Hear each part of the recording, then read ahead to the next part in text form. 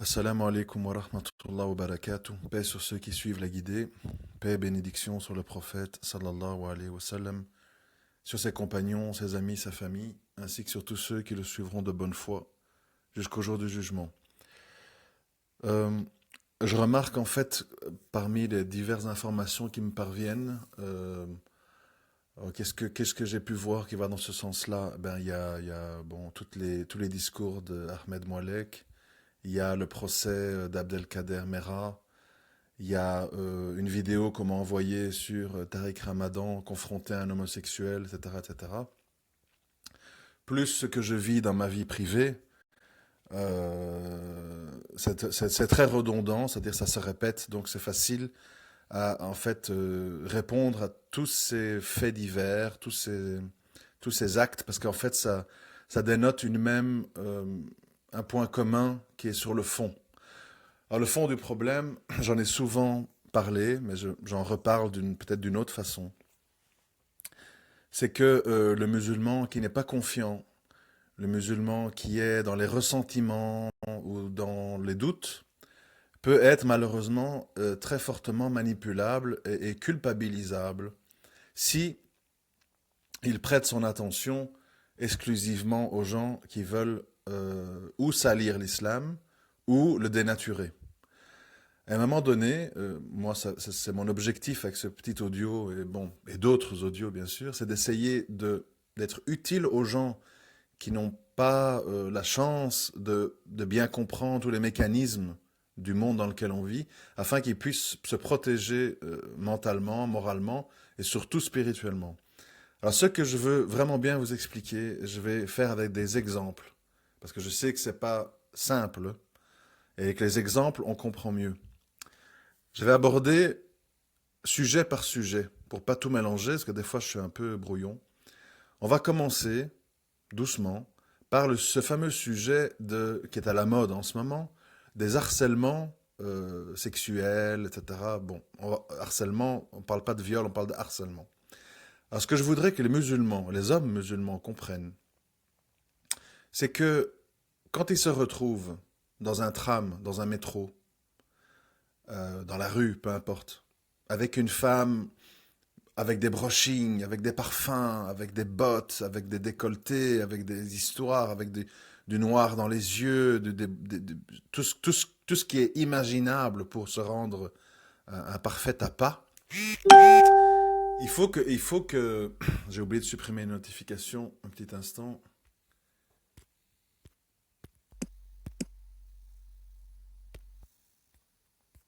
Voilà, j'espère qu'on m'entend toujours.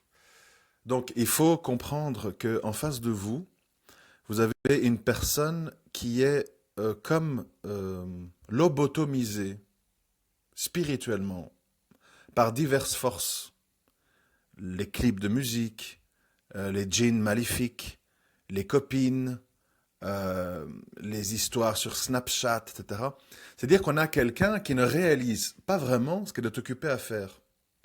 Parce que si elle réaliserait, elle serait morte d'inquiétude à l'idée d'avoir une main aux fesses, de se faire siffler, de se faire violer, etc. Et ces filles qui sont habillées comme ça, elles, elles, elles ne réalisent pas ce qu'elles font. C'est-à-dire que nous devons comprendre quand on voit une créature qui commet des actes blâmables ou bizarres ou qui vont à contresens, parce que ça, c'est les mêmes filles qui disent regarde-moi, renifle-moi, baffe sur moi, mais attention, attention, surtout, ne me dis rien et ne fais rien, sinon je hurle et je vais à la police. Donc en fait, vous avez compris que ce sont des outils de Shaitan qui servent en fait à perturber l'homme célibataire, l'homme frustré, l'homme isolé, pour en fait lui dire deviens fou, transpire, renifle, mais attention, si tu bouges, tu seras lourdement sanctionné, traîné dans la boue, sali, puni, etc. Et ça, le musulman, je m'excuse de le dire, il doit avoir la force de caractère, il doit avoir la foi pour dire ici je suis dans un guet-apens shaitanesque. Soit je succombe, soit je m'éloigne. Et comme le prophète sallam avait dit par rapport à Dajjal, si on fait un transfert, on peut dire attention, Ne cherche pas à côtoyer le péché et les filles comme ça en pensant que tu ne peux pas être atteint, en pensant que tu es suffisamment fort et pieux. Éloigne-toi, préserve-toi. Tu ne sais pas, nous les êtres humains, nous sommes faibles. On le voit tous les jours avec toutes ces affaires. Les êtres humains sont faibles. On le voit avec les curés qui ont abusé d'enfants. On le voit avec ceux qu'on accuse de viol, machin, tous les jours. Donc l'humain doit se préserver. Le musulman doit se préserver. Ça veut dire qu'il doit baisser les yeux. Il doit être modeste, il doit être humble. Et il doit s'éloigner des gens qui n'ont pas fait ce travail sur eux-mêmes, qui sont en fait sous l'emprise des soldats d'Iblis. Il n'y a pas d'autre solution. Ça, c'est sur la question du harcèlement. À présent, je voudrais en venir sur, pour que vous compreniez, parce que c'est le même leitmotiv, sur cette histoire de dire les musulmans doivent être tolérants et les musulmans doivent accepter que on ouvre des mosquées pour les homos, qu'on conteste ceci, qu'on conteste cela, qu'on dise que les hadiths Bukhari c'est poubelle, qu'on dise que le voile ce n'est qu'un torchon, que la foi est dans le cœur. Enfin, chacun y va de sa petite névrose pour jeter sa fléchette sur l'islam. Hein, qui va sur le riba, qui va sur les vêtements, qui va sur la sexualité, chacun suivant ses passions personnelles. Ce qu'il faut répondre à ces gens-là, et je voudrais que vous soyez très très attentifs, s'il vous plaît, parce que c'est très important. Moi, parfois, je m'énerve tout seul devant ma télé, parce que je vois des gens dans les débats incapables de répondre à des choses très simples. Et quand je le dis, on peut certes penser c'est un intégriste, mais les gens de bonne foi vont dire non, c'est un gars honnête. Qu'est-ce que je dis? Je dis une chose simple, et j'aimerais que vous la compreniez. Je ne peux pas la formuler plus simplement que ça. Chaque être humain, pour diverses raisons, l'enfance, l'adolescence, les lectures, l'évolution, les voyages, etc., etc., chaque être humain, à un moment donné, adhère à une idéologie. Je répète, chaque être humain, un jour ou l'autre, adhère à une idéologie. Qui adhère à Rastafari, Bob Marley, passe-moi le chichon? Qui adhère à Témoins de Jéhovah, nous serons 144 000 sauvés, etc., etc. Qui adhère à Monsieur Smith, en Amérique, était le dernier prophète, il a fait l'église des Mormons, etc. Qui adhère à l'hindouisme, mon grand-père est un rat et ma grand-mère est une vache, etc. Tout être humain adhère à une idéologie et inclut dans l'idéologie l'humanisme, le bouddhisme, l'agnosticisme. Ce sont des idéologies. Les agnostiques disent, oui, je pense qu'il y a une force créatrice, mais je pense qu'aucune religion sur Terre ne la représente, et donc je suis dans le doute et le questionnement. Mais je reconnais qu'il y a une force. Et j'attends que la science me l'explique. C'est une idéologie, vous comprenez? Et dire aussi, il n'y a rien, nous sommes le hasard, nous sommes des animaux évolués, et nous deviendrons des grands riens dans un univers qui deviendra rien, c'est aussi une idéologie. C'est ça qu'il faut que vous compreniez pour sortir des complexes. C'est très important de sortir des complexes. Parce que quand on écoute les médias, on a l'impression que dans ce monde, il n'y a plus que les musulmans qui ont une idéologie. C'est totalement faux. Totalement faux. Chaque être humain adhère à une idéologie et en fonction de ça, développe des comportements humains. C'est-à-dire qu'on a des amis de ce genre-là, on visite et on voyage dans des pays qui autorisent cela, etc. Ça, à la limite, c'est pas bien grave. Ça me paraît être dans la nature humaine. Ce qui pose problème, c'est la suite. Et c'est là où moi je m'insurge. C'est de dire, toi, monsieur X, madame Y, tu estimes que, à la lecture du Coran, si tu as lu le Coran, bon, ce qui n'est pas souvent le cas parce que les gens préfèrent connaître l'islam à travers Paris Match et BFM TV, c'est un autre débat. On peut pas empêcher les gens on peut pas obliger les gens à s'instruire. Malheureusement, beaucoup de gens parlent sans s'instruire. Ça, c'est un autre problème. Mais prenons le meilleur des cas. Soyons optimistes. Si quelqu'un, à la lecture du Coran, dit « Moi, je ne peux pas adhérer à cette religion. J'aime le vin, j'aime le porc, je suis homosexuel, j'ai pas envie de prier, et j'ai pas envie de me faire des ablutions avant de prier, et j'ai pas envie de jeûner 30 jours par an, et j'ai pas envie de donner de l'argent aux pauvres, et j'ai pas envie de penser qu'il y aura un jour du jugement où je devrais rendre des comptes. Désolé, votre livre saint, vous le gardez pour vous. À ciao, bonsoir. Ça, c'est bien. Ça, c'est bien. Moi, voilà. Je ne suis pas un intolérant. Je dis ça c'est bien. Ce qui me dérange, c'est ce à quoi j'assiste tous les jours autour de moi, dans ma vie privée, comme dans ce que je vois à la télé ou sur YouTube. Il s'agit de quoi? Il s'agit en fait de gens qui, au forceps, je répète, au forceps, veulent absolument détruire et modifier le dogme islamique afin qu'il soit compatible avec avec la vraie dictature de notre époque, avec le vrai dogme qu'on ne discute plus et qui est véritablement intolérant, qui est le dogme de l'humanisme et bientôt le transhumanisme triomphant. Alors qu'est-ce qu'on dit? Oui, mais bon, dans le Coran, c'est pas clair hein, que le voile, on va en rediscuter. Ah, mais dans le Coran, l'histoire de Lot avec les Sodome et Gomorre, ça s'adressait qu'à ces gens-là, c'est pas les homos d'aujourd'hui. Ah, mais riba, bon, ça dépend, hein, l'économie moderne, maintenant, sans riba, on peut pas faire, etc., etc. Et qu'est-ce qu'on va se retrouver si on ne dit rien, parce qu'on est honteux, parce qu'on est complexé, comme beaucoup d'entre nous, malheureusement. On va se retrouver, en fait, avec un islam complètement vidé de sa substance, et qui n'aura plus que d'islam que le nom, et qui sera, en fait, un humanisme orientalisé. Un humanisme orientalisé. C'est ça le but final. C'est ça le but final. Et à un moment donné, je suis désolé de le dire, et je le redis, à qui veut bien l'entendre? À qui veut bien l'entendre? S'affilier à une appartenance idéologique. Penser qu'il y a des comportements qui mènent à l'enfer. Penser qu'il y a des comportements qui mènent au paradis. Se désavouer personnellement de certains agissements. Féliciter certains autres types d'agissements, ça n'a rien d'intégrisme ou de terrorisme. Aujourd'hui, on stigmatise des gens et même on condamne des gens à des peines lourdes. Je pense à la fin du procès hier d'Abdelkader Merah, donc qui est le frère de Mohamed Merah, qui partageait avec lui l'idéologie salafiste djihadiste, on va l'appeler comme ça, et qui, à cause de ce partage idéologique, prend 20 ans avec 2/3 de peine de sûreté, et le parquet fait appel parce que c'est pas assez, ils sont pas contents. Et les gens dans les réseaux sociaux, tfou, la justice en France, on devrait le mettre sur le bûcher, le crucifier la tête en bas, le vider les tripes, les gens sont pas contents. Pourquoi les gens sont pas contents? Parce que, de nouveau, je salue un petit peu comme l'avocat Courtois en Belgique, je salue l'avocat Moretti en France. Ces gens, qu'est-ce qu'ils disent? Ils disent quelque chose de simple, même s'ils ne sont pas musulmans, parce qu'ils ont du bon sens. C'est important le bon sens dans la vie.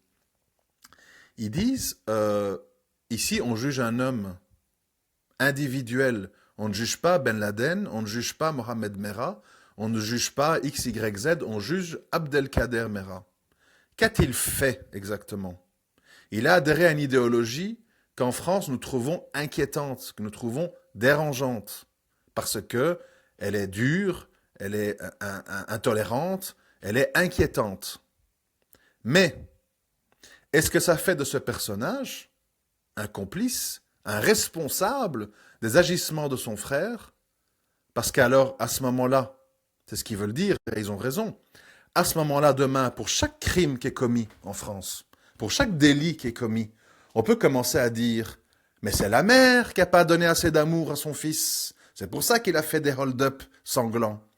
Mais c'est les groupes de rap qui lui ont installé l'idée de la violence. On va amener dans le box les accusés, tous les groupes de rap.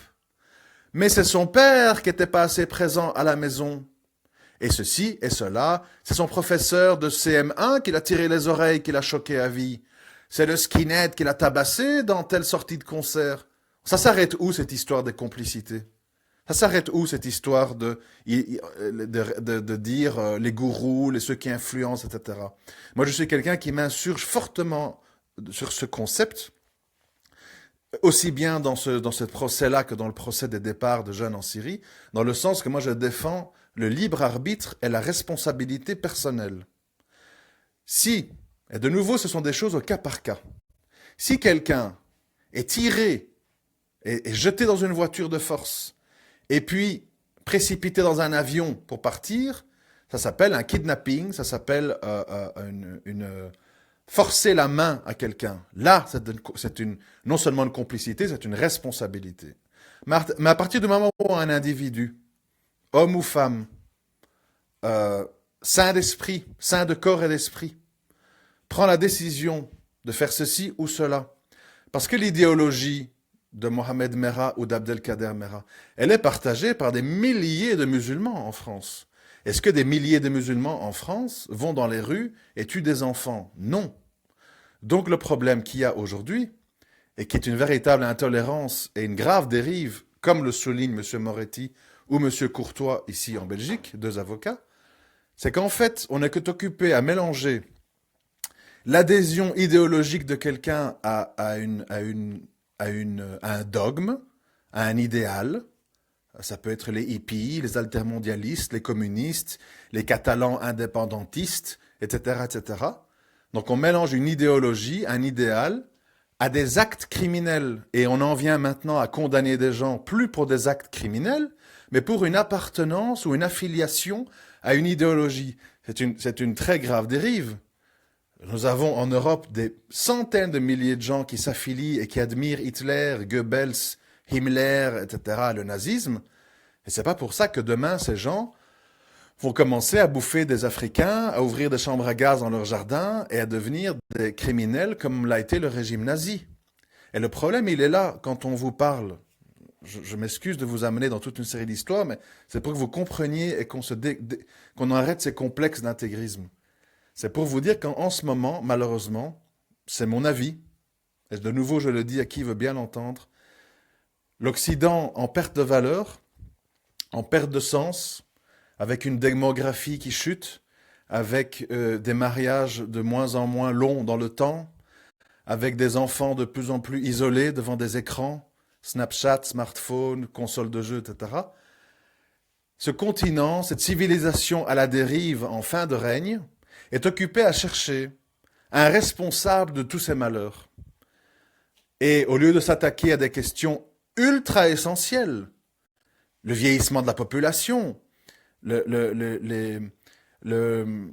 comment on appelle, le génocide dû à la malbouffe, à la pollution, aux particules fines, etc., qui cause des centaines de milliers de morts, etc., plutôt que s'attaquer à tout ça, on monopolise toutes les chaînes de télévision et tous les ressentiments humains vers quoi?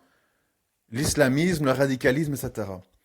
Et on ne le dirige pas vers les crimes ou les criminels, c'est-à-dire les gens qui prennent un camion pour tuer des gens, les gens qui tirent sur des gens, qui égorgent, etc. On vise une idéologie. Pire, on vise une apparence.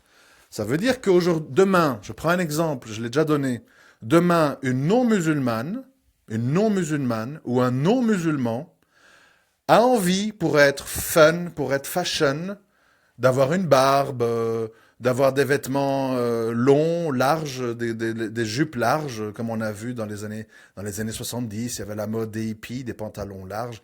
C'est que les gens voudraient adhérer à une mode pour rigoler, sans être musulmans. Eh bien, ils vont se retrouver à être discriminés parce qu'ils ressemblent à une idéologie envers qui on a attiré toute la détestation générale. C'est pas normal. Et il y a encore des gens, sains de corps et d'esprit, qui disent c'est pas normal. Et donc, dans le cas de Moretti, qu'est-ce qu'il dit? Il dit je suis contre l'islamisme radical. Si nous ne jugeons pas Abdelkader Merah suivant nos valeurs, suivant nos limites, nous avons perdu. Ça voudra dire que on adopte un système totalitaire dès que nous sommes mis en danger. En ce moment-là, on n'est plus dans des raisonnements sains, nous sommes dans des réactions émotionnelles dignes d'un pays du tiers-monde où on va chercher des pierres et on pourchasse quelqu'un qui est soupçonné de sorcellerie ou de X, Y, Z, etc. Mais il n'est pas entendu. Il n'est pas entendu parce que les gens, on leur a inculqué à coups de documentaires, à coups d'envoyés spéciaux, à coups de reportages de la Verdière, je ne sais pas comment il s'appelle le gars. On a installé dans les gens un tel ressentiment envers tout ce qui s'affilie de près ou de loin à l'islam, en tout cas à l'islam un tant soit peu pratiquant, ça veut dire un peu de barbe, la prière, les vêtements un peu amples, je ne sais pas quoi, etc. Qu'aujourd'hui, toute personne, on se dirige vers ça, toute personne qui a un tant soit peu d'honnêteté intellectuelle de dire ben, je suis français, je suis belge, Je ne veux tuer personne. Je ne suis pas un homme violent. Je n'appelle personne à aller tuer qui que ce soit. Simplement, comme les témoins de Jéhovah, comme les altermondialistes, comme les communistes, etc., je ne suis pas d'accord avec toute une série de choses qui se passent autour de moi. Je n'adhère pas à toute une série de principes. Et j'estime que c'est mon droit, dans une démocratie où il y a la liberté d'expression, de l'affirmer. Mais je n'appelle pas à la violence. Mais j'appelle et je revendique mon droit à la critique et à la dissociation. C'est ce que moi je dis à tous les gens qui me convoquent, tous les services sociaux, les trucs, psychiatres, etc., qui veulent savoir si je suis un intégriste ou pas, si je suis quelqu'un de dangereux ou d'inquiétant ou pas. Je dis, est-ce que nous sommes arrivés aujourd'hui dans une société où, si nous n'adhérons pas à une pensée unique, si nous n'adhérons pas à cet humanisme triomphant, avec comme Bible la charte des droits de l'homme, est-ce que nous sommes à classer dans les gens inquiétants? Ça voudra dire que nous sommes dans une dictature. Si quelqu'un n'appelle pas à la violence, mais revendique son droit à la différence. Et il y a un vrai problème, il y a un vrai défi aujourd'hui. Et le vrai défi, ce n'est absolument pas de dire que l'islam nous envahit, nous impose, nous domine, etc. Moi, je ne vois que des musulmans qui rasent les murs, qui cherchent désespérément une boucherie halal pas trop loin de chez eux, qui essayent de polir leur discours au maximum dans les mosquées pour être le moins inquiétant possible. Donc je vois tout sauf une colonisation. Je vois un essai, une tentative de survivance en tant que musulman pratiquant dans une société ouvertement islamophobe. Donc c'est très différent. Le problème qu'il y a, et c'est ça, parce que je sais qu'il y a beaucoup de gens d'extrême droite ou athées qui m'écoutent, notamment sur YouTube. Je voudrais insister pour qu'ils écoutent bien ce que je vais leur dire. Ce que vous êtes occupés à faire, c'est-à-dire à vouloir jeter tout le monde en prison avec des lourdes peines, à vouloir terroriser les gens en leur disant attention, si tu as un voile, c'est que tu caches un intégrisme, tu veux m'imposer un islam politique, tu as un agenda, machin. Ce que vous ne réalisez pas, c'est qu'en faisant tout ça, vous êtes occupé à créer une future génération de musulmans extrêmement intolérants et revendicatifs. Et personne ne pense à ça, vous savez pourquoi? Parce que nous sommes dans une société individualiste où tout le monde dit « moi je me défoule, je mets tous les barbus au trou, et quand ils ressortiront, ça sera pour mes enfants, tant pis pour eux. » On va faire quoi, nous tous, même nous les musulmans qui essayons d'être modérés, du juste milieu, on va faire quoi quand à l'avenir, 500, 1000, 2000, 3000, 4000, ou je ne sais pas combien de musulmans endurcis par la guerre, par la prison, par les injustices, etc., vont être libérés dans les rues et qui seront inassimilables, qui n'auront pas de travail, qui n'auront pas d'avenir, qui n'auront pas de pays où aller, où ils pourront vivre leur religion, puisque chaque fois où il y en a un qui essaye, on jette des tapis de bombes. Qu'est-ce qu'on va faire avec ces gens? Est-ce qu'il y a quelqu'un qui s'en préoccupe? Est-ce qu'il y a quelqu'un qui se pose la question, où on se contente de dire perpétuité pour Abdelkader Merah avec 22 ans de peine de sûreté? Et il a fait quoi? Ah, il partageait l'idéologie de son frère, donc on se venge sur lui.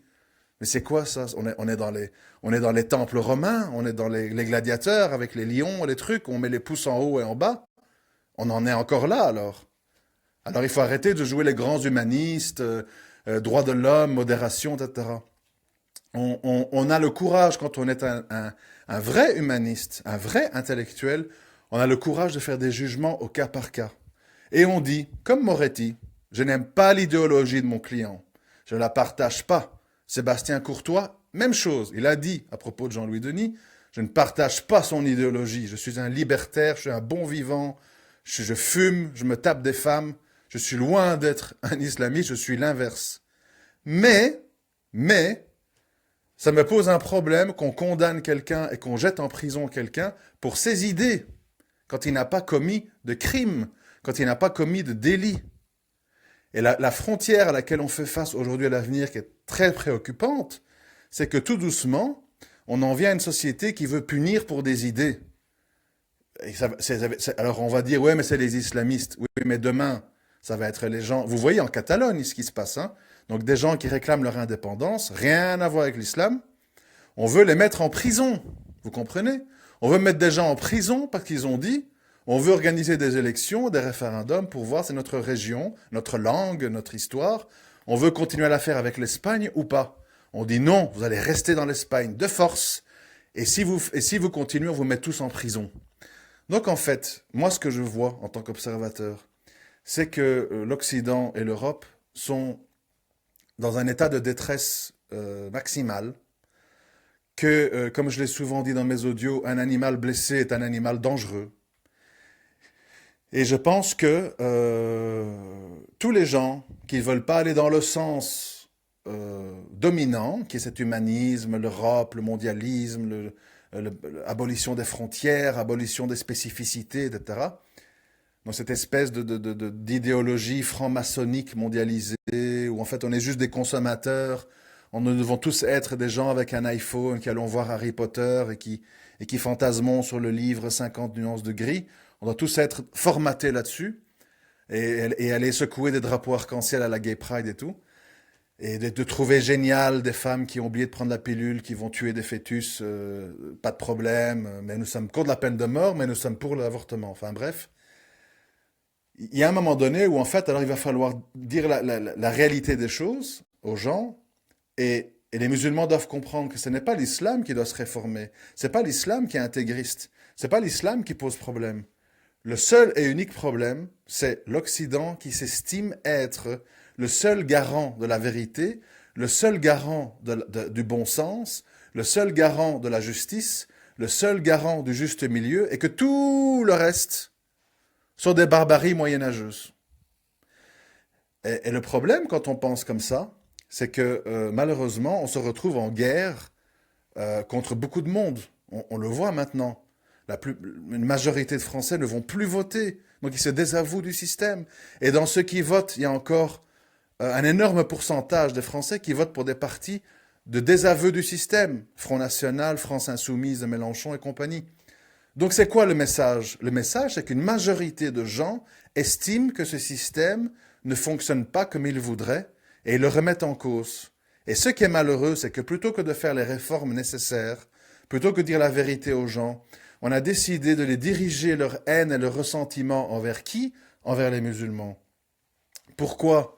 Parce qu'il y a 5, 6, 7, 10 éléments sur 6 millions de gens d'origine maghrébine, et sur peut-être, je ne sais pas combien de musulmans il y a en France, on a décidé que ces 10, 15 personnes, Mera, Kouachi, machin, je ne connais pas tous les noms, ils sont représentants de l'islam, et qu'à cause de leurs agissements, on va remettre toutes les règles de l'islam en question et on va stigmatiser tous les musulmans pratiquants comme étant de probables terroristes.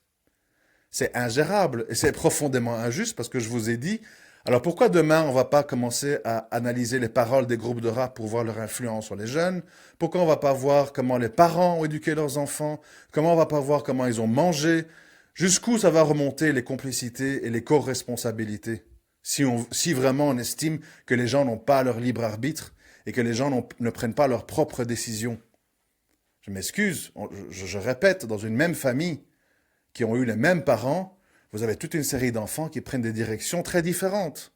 C'est quand même incroyable qu'on veut maintenant dire, comme j'ai même entendu Moualek le dire, qu'une maman, qui est ce qu'elle est, je ne la connais même pas, donc la maman Mera, elle est responsable directement, il faut la jeter à la poubelle, il faut la liquider, des agissements d'un de ses enfants. C'est tout de même insensé. Il y a des familles où, moi je connais, où le père il est imam, la mère elle est pratiquante, et le fils s'en fout de la religion, vend du shit et va dans les chicha bars. Alors que chez lui on ne parle que de religion. Il faut arrêter. Les gens sont responsables de leurs actes. Les gens, ils adhèrent à l'idéologie qu'ils veulent, mais les actes qu'ils posent, c'est ça qu'il faut juger. On juge des actes, on ne juge pas des pensées, des impressions, des sous-entendus, des idées préconçues. Ça, ce n'est pas des jugements, ça devient de l'intrusion dans les cœurs et les esprits, en supputant qu'est-ce que ça va donner. Non, non. Est-ce que parce qu'un homme ne se marie pas, On va supposer que c'est un homosexuel refoulé, on va supposer que c'est un pédophile, on va supposer que c'est un égoïste. Peut-être que ce monsieur cherche une femme, mais le destin a fait qu'il n'a croisé personne qui lui correspond. Il faut faire attention avec les fantasmes et les projections. Ça mène très très loin.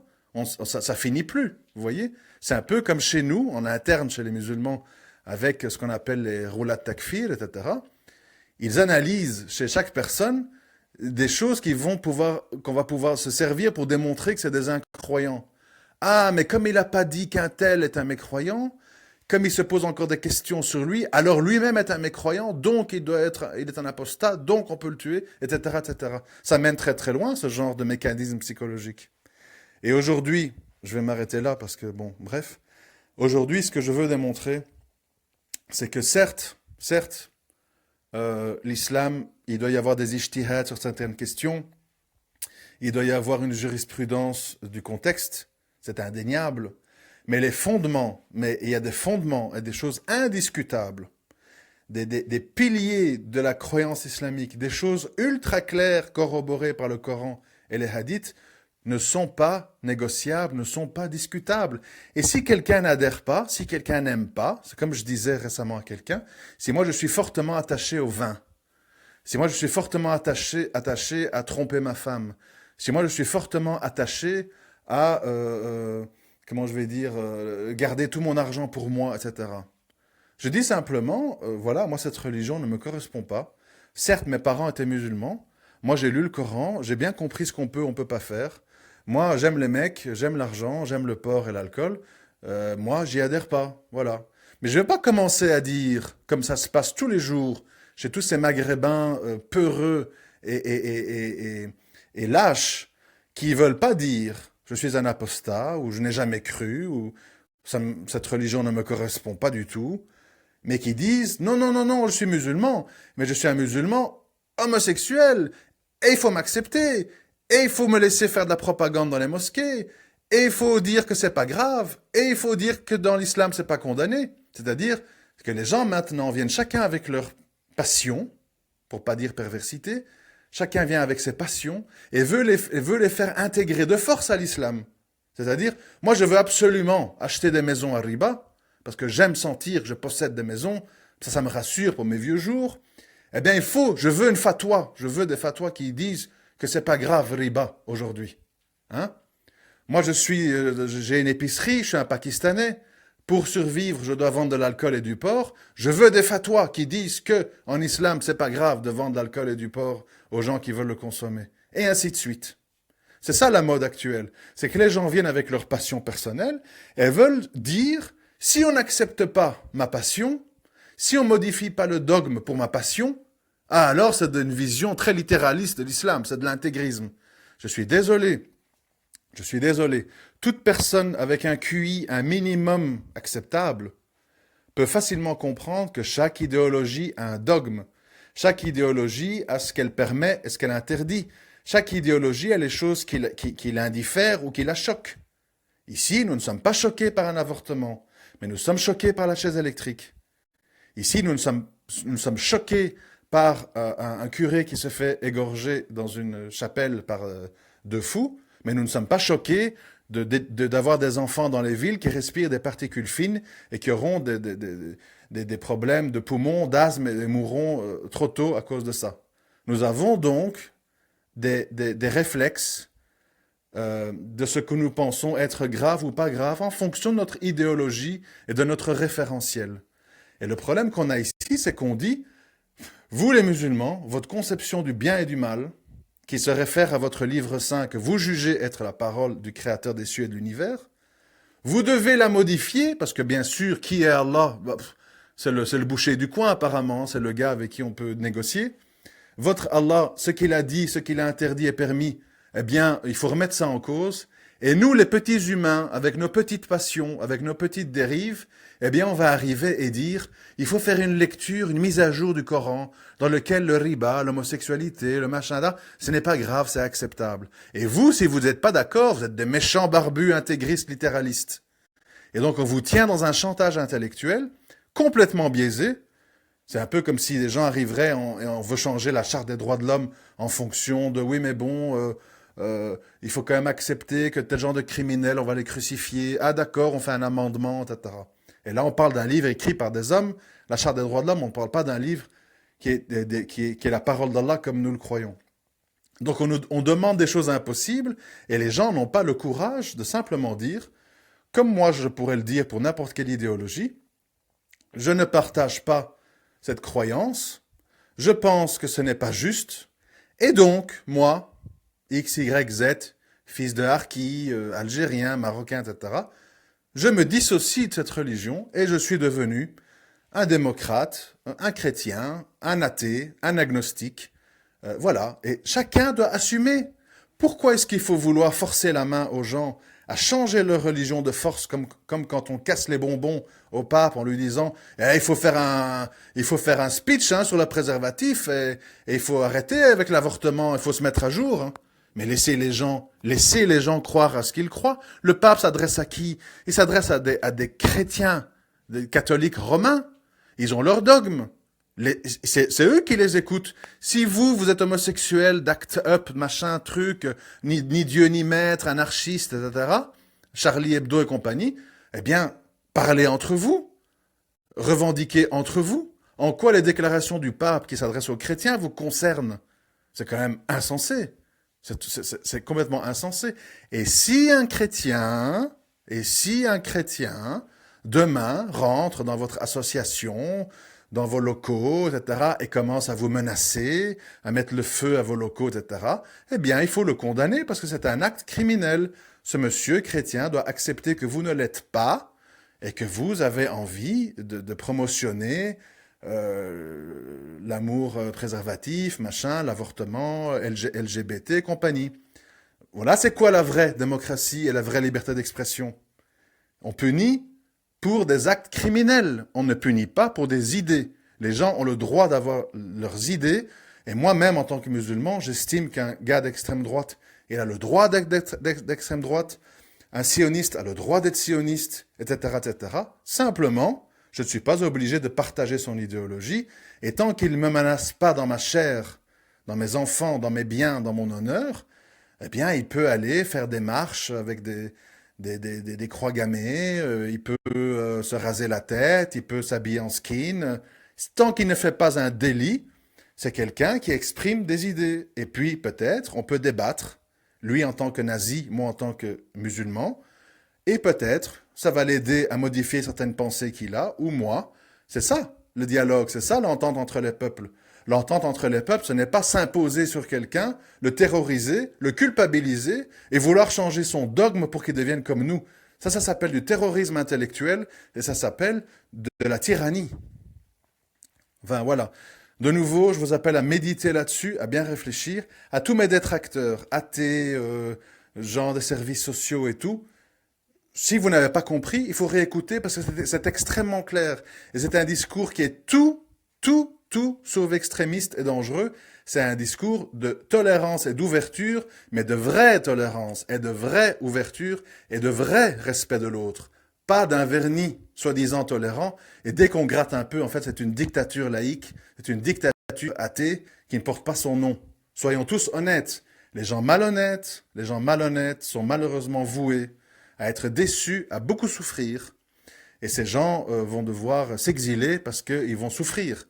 Parce qu'aujourd'hui, nous sommes dans un monde mosaïque, de plus en plus mosaïque et mélangé, avec des idées et des couleurs de peau sans cesse plus différentes.